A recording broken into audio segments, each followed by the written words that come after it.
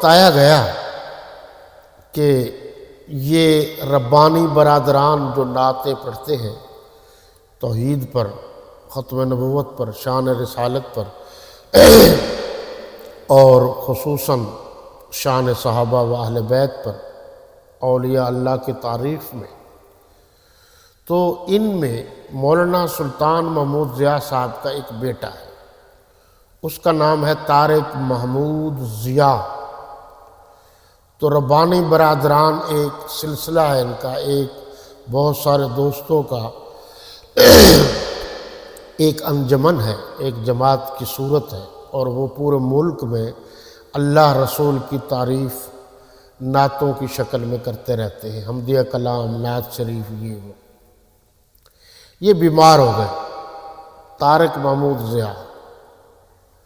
جماعتیں اس طرح نہیں بنتی جس طرح ہم سمجھ رہے ہیں کہ گھر سے کوئی نہیں نکلتا۔ اب وہ اتنا بیمار ہوا اور ان کو گلے کی تکلیف ہوئی کہ وہ نشتر میں آئے۔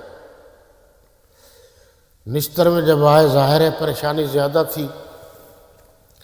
حضرت مولانا حق نواز جھنگوی شہید رحمۃ اللہ تعالی علیہ کو جھنگ میں پتہ چلا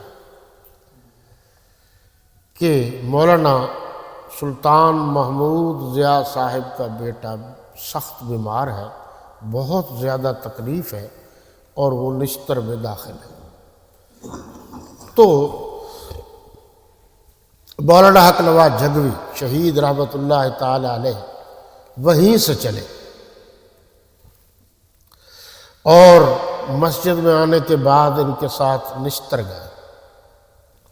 نشتر گئے، تیمارداری کی، اپنی باتوں پر غور کرنا ہے۔ جو ہمارے موجودہ مولوی حضرات علماء کہتے ہیں جی ہمارا ساتھ کوئی نہیں دیتا، پہلے آپ کسی کو اپنا ساتھی بناؤ، ساتھ آپ کسی کا دو، پھر جا کر کوئی آپ کا ساتھ دے گا نا۔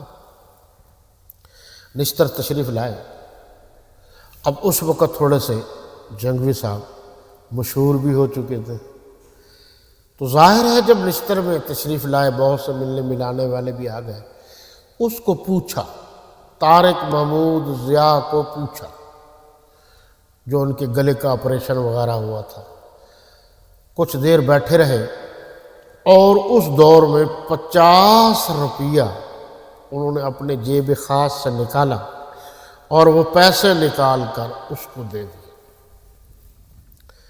اب ایک قائد لیڈر تھا، تو باقی جو حضرات تھے موجود تھے، خود مولانا سلطان محمود ضیاء صاحب نے بھی روکا کہ حضرت رہنے دو، تکلیف نہ کرو، یہ ہے وہ ہے۔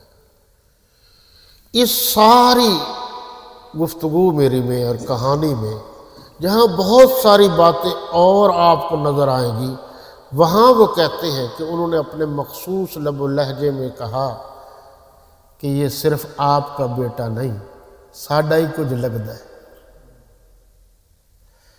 بس یہ لفظ اس بیٹے کے، یعنی جس کا آپریشن ہو رہا تھا، اس کے دل میں ایسے اترے کہ آج تک وہ بھی اور اس کے ساتھی بھی، وہ عبدالشکور ربانی بھی، یہ سب جھنگوی کرتے ہیں۔